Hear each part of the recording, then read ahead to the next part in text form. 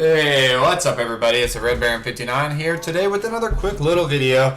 I'm just kind of using some background clips, and I guess I just want to kind of talk about a couple of things and then talk about the patch as well as like some of my opinions on this game and some funny things that happened to me and just, you know, random shit basically. And I appreciate the 2 people that subbed, and I would really love to see that, you know, maybe by the end of this week I could hit 90 subs. That would be awesome. And if I can get like maybe, you know, I don't know, 5 or 6 likes on this video, I'd really appreciate it, because it does really actually help the video get out there more. Anytime you guys drop a like, you know, just I try to do that on everybody else's YouTube video I watch. Even if I don't like it, I try to put it out there in case somebody else does like it. But this gameplay in the background is just like a Devil Raps gameplay. It was pretty cool, actually. I did pretty well.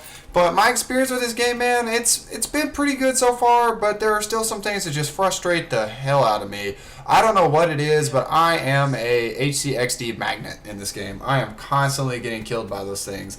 And to be honest, I mean, sometimes this game, I don't know, it's really fun a lot of times, but I don't like the fact that the suppressors are so bad.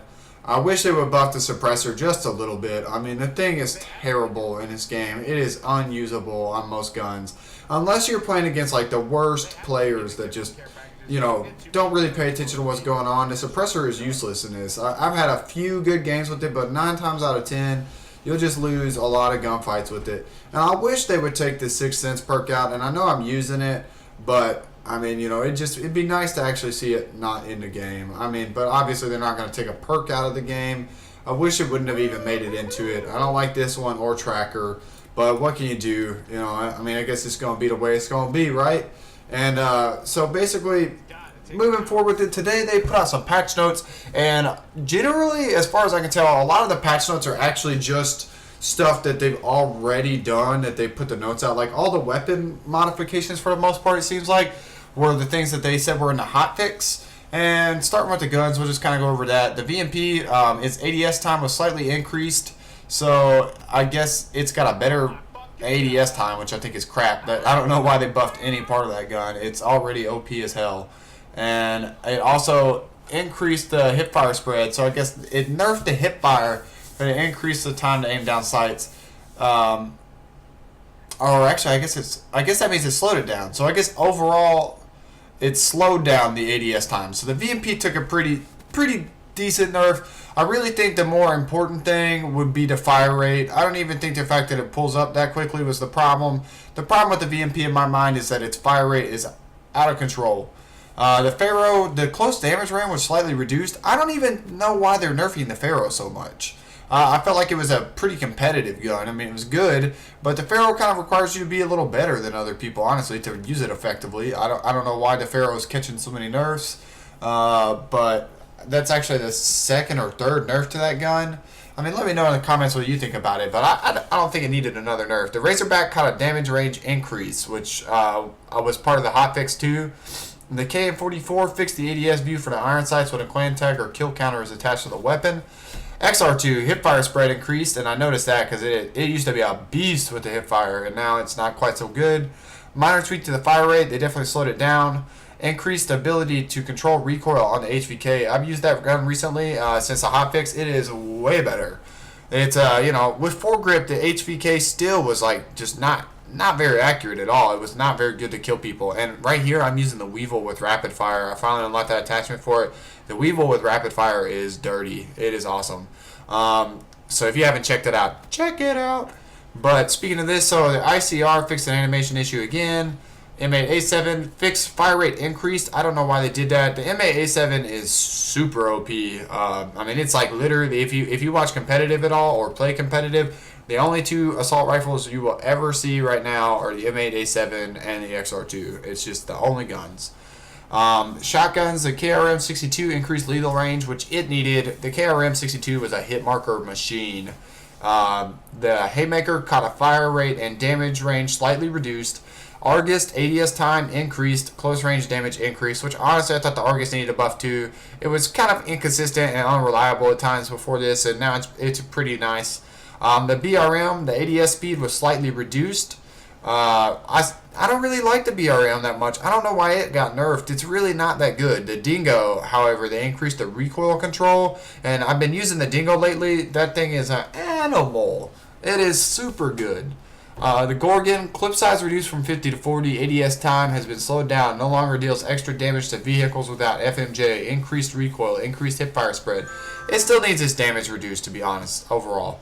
The 48 Dredge, fixed magazine count on extended mag. This was previously ending on one bullet. Then playing a 6-round burst audio, Slightly increased ADS time. And I just don't even think the 48 Dredge or the Gorgon were good ideas. That's probably been my biggest problem in this game, besides 6 cents in the game, is that I think that the 48 Dredge and the Gorgon they should have never even been put in this game. Neither should Reject. But the pistols, the LCAR close range or close damage range slightly reduced, and then you have the thermite damage rate reduced. And the LCAR, I've not used it that much. Actually, I haven't even used it at all, but everybody was talking about it. It was really, really insanely good. Alright, so they basically fixed something about dashboarding also. Addressed issues. So they fixed some of the challenges. They fixed some of the medals. They fixed some map exploits on Exodus, Fringe, and Nuketown. However, I'm sure some of you guys have come across this issue. I've already noticed since the update came out, they still did not fix that crap where it puts you on separate teams from your teammates. Like, it does it all the time. I don't know why that's not been fixed. I mean, it's a consistent problem. I literally, like 3-4 games after the update came out, me and my buddies, we got put on the separate teams again against each other.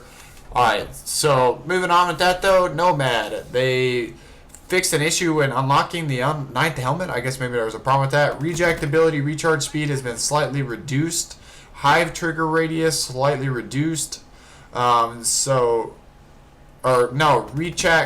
has been increased. So you'll actually see people rejecting more often in a match, which is so annoying. I mean, I don't really die to people that use it very often, because to be honest, the only people that use reject are noobs. Because it's basically worthless now, so you don't really see anybody running it. I mean, it's really easy to kill them if they're by themselves, but the problem is if you get caught up by a bunch of teammates, or you're playing free-for-all and some dickheads using the reject, which happens sometimes, which is incredibly annoying. But, you know, it's just a generally annoying thing, just like Last Stand was. I mean, I don't even really ever get killed by people that use it. I don't even think... Oh, sorry, excuse me. I don't even think I've been killed by it 5 times yet. I'm still, like I said the other day, I'm still getting over that sinus infection. It's, you know, that wintertime blues. So the Reaper, they nerfed Scythe. They took it down from 200 to 160 rounds on it, which I also, again... God. Sorry, I apologize, guys. I don't even think it's nowhere near as good as it was in the beta, and I don't really think it needed another nerf.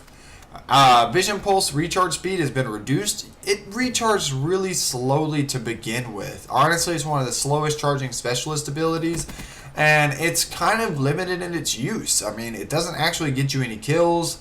The people that you hit with it, they know they've been hit.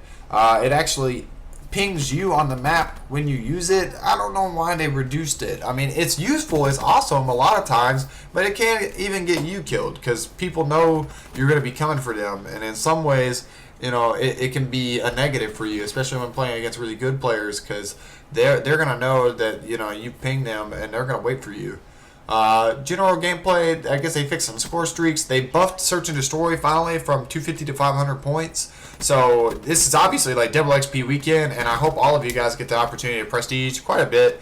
But Double XP weekend, you're going to be able to get 500 points now. So it's Search and Destroy is going to be 1,000 points. So it's going to be a viable way to rank up fast. I'm definitely going to be playing some Search this weekend. Believe me. Probably a couple of hours of it, and I may even stream it too. I don't know. Streaming has been a little weird for me on this game right now. I think until they really get like a solid connectivity patch out. Now, however, though, the one thing I really noticed. God, I really am sorry. I'm really, really sorry, guys. Leaderboards have been enabled in the barracks. You earn more crypto keys now for playing in the same playlist consecutively. And team balancing in arena and public matches has been improved to consistently maintain even teams, which essentially means they have turned up skill-based matchmaking. So expect to find slightly more difficult lobbies. And I had somebody tell me the other day about skill-based matchmaking is not in the game, and I'm like, it's definitely in the game. I don't think it's as thick as Advanced Warfare, but it's been in the game. And it's may very well be as thick as Advanced Warfare now. There's no telling. I mean, we'll just see how this works out. I mean, sometimes I get into bad ping lobbies to begin with, and my big problem with skill-based matchmaking, same as everybody else, is just that when you get this kind of, matchmaking style, the issue is without real dedicated servers, like, which they will try to tell you that crap all the time, but everybody knows, like, you get into host lobbies constantly in this game. It tells you lost connection to host anytime somebody dashboards, it's migrate host, etc. They don't have dedicated servers. Let's lay that controversy to rest forever. Don't believe them when they say that crap. But the main issue is that when you get it goes for skill, even at all, over connectivity, you're bound to at least sometimes get into a lobby where you have a shit connection against a bunch of sweaty tryhards.